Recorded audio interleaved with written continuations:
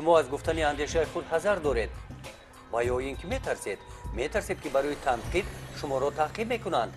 این طور نیست. کنستیتوسیون جمهوری تاجیکستان به شما حقوق داده است. از حقوقهای خود استفاده نمایید. ماده 30 کنستیتوسیون جمهوری تاجیکستان با هر کس آزادی سخن، نشر، حقوق استفاده واسطه‌های اخبار کفالت داده می شود.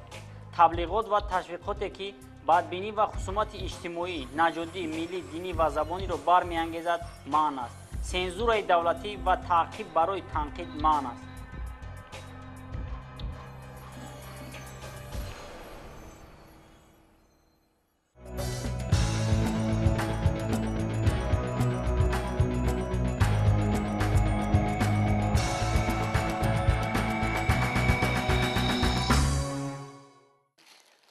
عدالت طلایی‌وا با این زنان ساکنان دهه عبرت جامعات دهات توگرک ناحیه واسه اعضایان گروه هنری بی‌بی‌های واسگی هستند.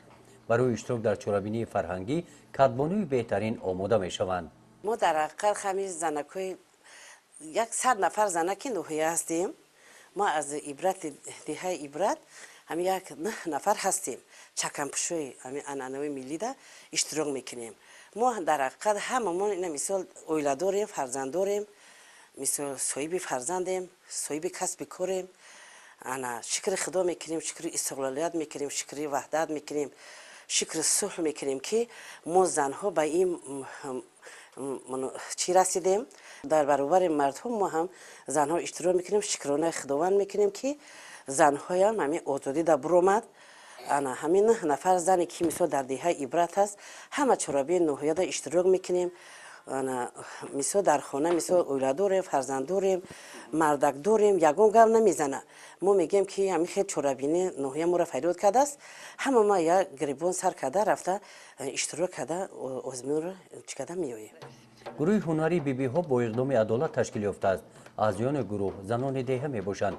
با مثل عدالت خواهش و هوس دارند که در چرابینی‌های فرهنگی اشتراک نموده هنر و مهارت خود را نمایش دهند. در عائله شوهر، فرزندان و همسایه‌ها با آنها نگاهی نیک دارند. سالهای پیش در حقیقت خیلی سالهای پیش این خیلی نبود خیلی که به همه خدمات معلم دوره شوروی مثل چه خیلی که زنها بسیارتر میگشت آدم‌ها چی فکرها را میکردن. نیکی شکر خدا میکنیم که این خیلی مثل ما در مملکت‌های آزاد زندگی میکنیم، آزادانه گام میزنیم، مثل آزادانه کار میکنیم. انا همه زنها اینا صاحب کار است، آموزگار است. انا همه زنها با انا با کسب گوناگون کار میکند. من سالهای طولانی آموزگار شده کار میکنم. شوهرم این کارا رو بسیار از من با او کس دوست میداره. وقتی که مرا از ناحیه جیغ میزنن، مثلا شروع زنها جیغ میزنن، فریاد میکنن، با شوهر میگه که معلمه میگه همه کارا تا پرتو این کارا در اشتراک کارهای جمعیتی همه وقت کارد میوید در کار است آدم از روی همین کارهای جمعیتی اشتراک کردن. انا مثال آدمی مثال چی میشه کلان میشه گفت همین خیلی مرا مثال. در تاجیکستان زنان برابر مردان در حیات فرهنگی سهم ارزنده میگذارند. برای جلب نمودن آنها به حیات فرهنگی حکومت تدبیرها میاندیشد. قربان سفرов علوچی ساحه فرهنگ جمهوری تاجیکستان سالیان زیاد در این ساحه کار کرده است. حیات فرهنگی جامعه را نه اینکه در ناحیه اما در سطح جمهوری به اشتراک زنها تصور کردن هیچ ممکن نیست. چون که فرهنگ اساسش خودش این زن است. زن عالیه زیبایی است که این فرهنگ هم از همین چیزی زیبایی خوشرویی سرچشمه میگیرد. زنها در حیات فرهنگی جامعه یکی از قسمت‌های اساسی جدا نشونده تربیه مردم در جامعه به حساب می‌رود. فرهنگ خودش یک درسی تربیه است. چقدر مردم فرهنگش بالا اگر پیش رود بالا استاد این نتیجه آن است که زنهای ما در همین ساحه تربیه مردم در جاده فرهنگ این خدمت آنها هست. مثلا قسمی زیادی اهالی ناحیه را هم занҳо ташкил мекунанд ва дар соҳаи махсусан фарҳанг мо бисёр шахсиятҳоеро мисол оварда метавонем ки дар ҳамин ҷоҳа дар ҳамин соҳа бисёр хизматҳои сазовор ҳам карданд ва карда истодаанд. гурӯҳи ҳунарӣ бибиҳо фаъол ҳастанд. байнашон дойранавоз, раққосаҳо ва сарояндагон мебошанд. рақсу суруд мехонанд.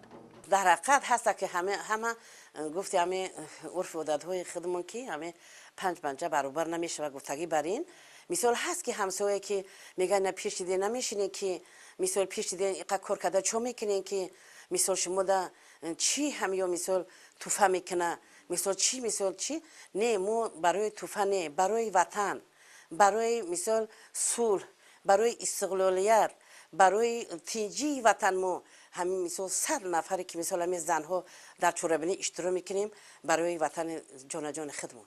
дар баробари мардон занон бисёр боз қайд мекунам ки бисёр як роли асосиро бозӣ мекунанд чунки боз мегӯм ки фарҳанг бе зан алоқамандии зан ба фарҳанг ё роҳбарии кор фаъолият кардани занҳо дар соҳаи фарҳанг ин чизи яке аз чизҳои муҳимтарини тарбияи мардум ба ҳисоб меравад. иштироки занон дар ҳаёти фарҳангӣ имрӯз бисёртар ҳастанд. хеле ба мо маълуманд занон дар соҳаи фарҳанг дар соҳаи фарҳанг 69% ташкил медиҳад ки инҳо занон ҳамчун роҳбарӣ кунанда ҳастанд ҳамчун саҳми фарҳанг китобдор ҳастанд китобхон ҳастанд боз ҳастанд заноне ки дар соҳаи фарҳанг ҳунарҳои миллии моро анъана барпо мекунанд ки дар чорабиниҳои сиёсии фарҳангии ноҳиявӣ берун аз ноҳиявӣ ширкат мекунанд эҳёи ҳунарҳои миллии моро барпо мекунанд.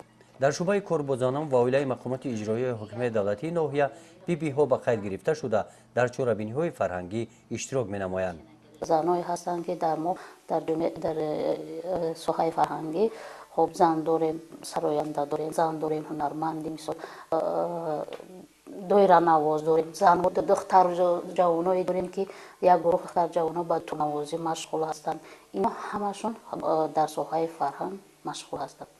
имрӯз мо аллакай мардуми ҳозираи ҷомеаи мо ин мардуми 20 сол 25 сол пеш нест тамоман ин дар муҳити дигар мо кору зиндагӣ кардем ин хеле ки мегӯянд ин вобаста ва имрӯз ҳама бо маълум аст медонем ки мо дар зери дар таҳти роҳбарии мана яке аз роҳбари бигем ки роҳбари аввалин дараҷаи ҷумҳуриямон президенти кишварамон пешвои миллат ҷаноби оли муҳтарам эмомали шарифи раҳмонов ки оиди ҳамин масъалаи чӣ мегӯям ҷамъияти мо дар баъди ин 20-25 сол тамоман дар рӯҳияи ҳамин фарҳангиву мардумпарастӣ инсонпарастӣ ватандӯстӣ миллатпарастӣ тарбия ёфта шуданд ва ин кори аз ҳама асос ҳамин ки роҳбари давлат дар баробари ҳамаи пешравии корҳо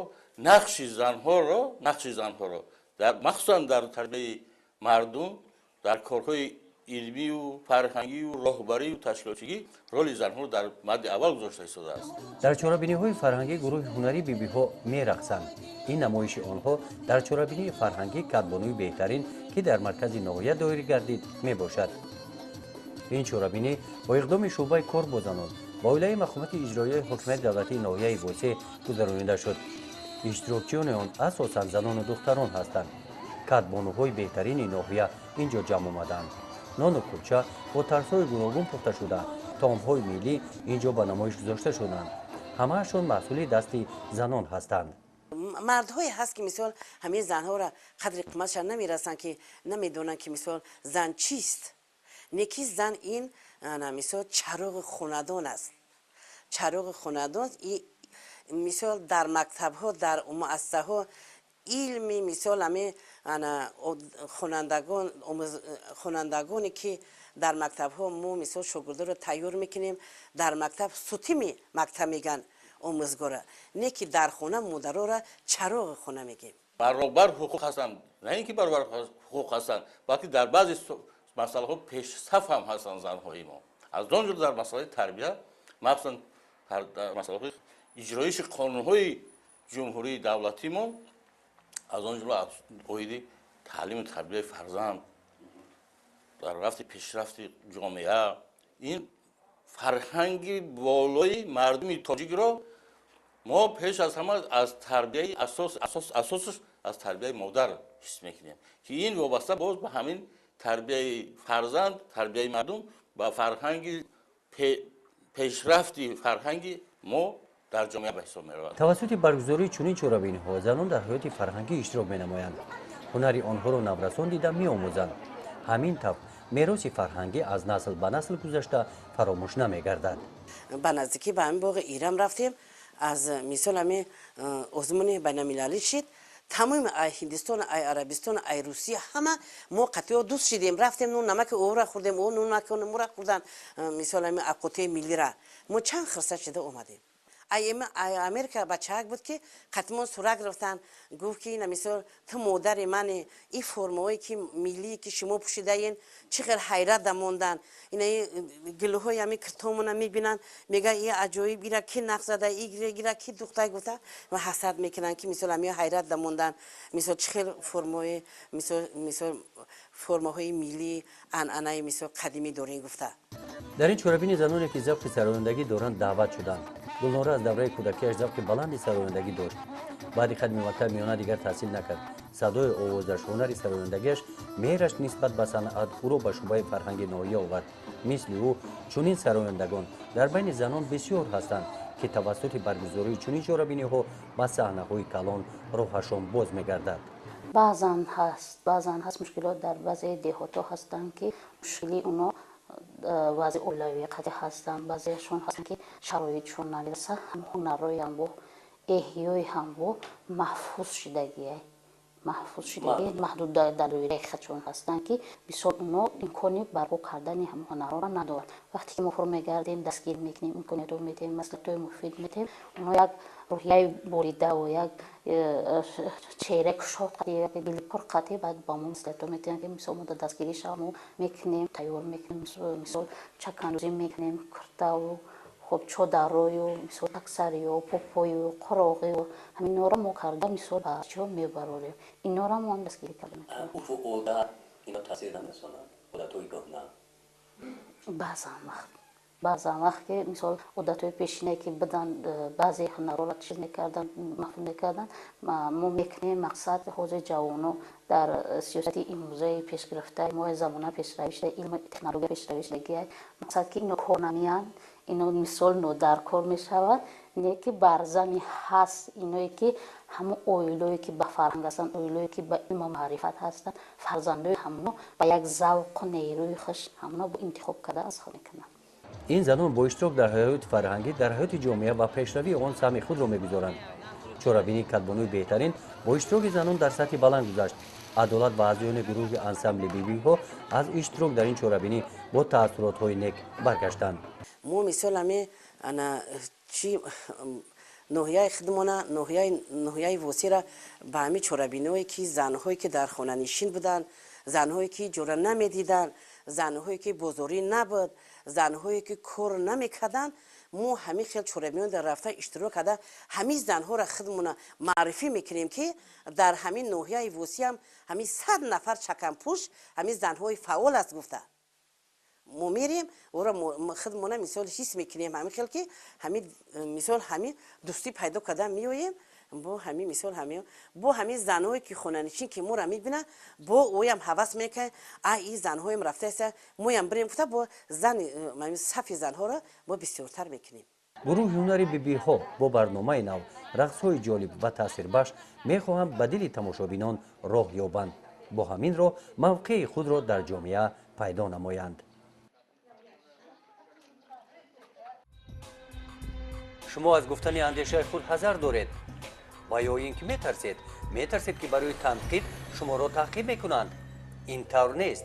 конститутсияи ҷумҳурии тоҷикистон ба шумо ҳуқуқ додааст. аз ҳуқуқҳои худ истифода намоед.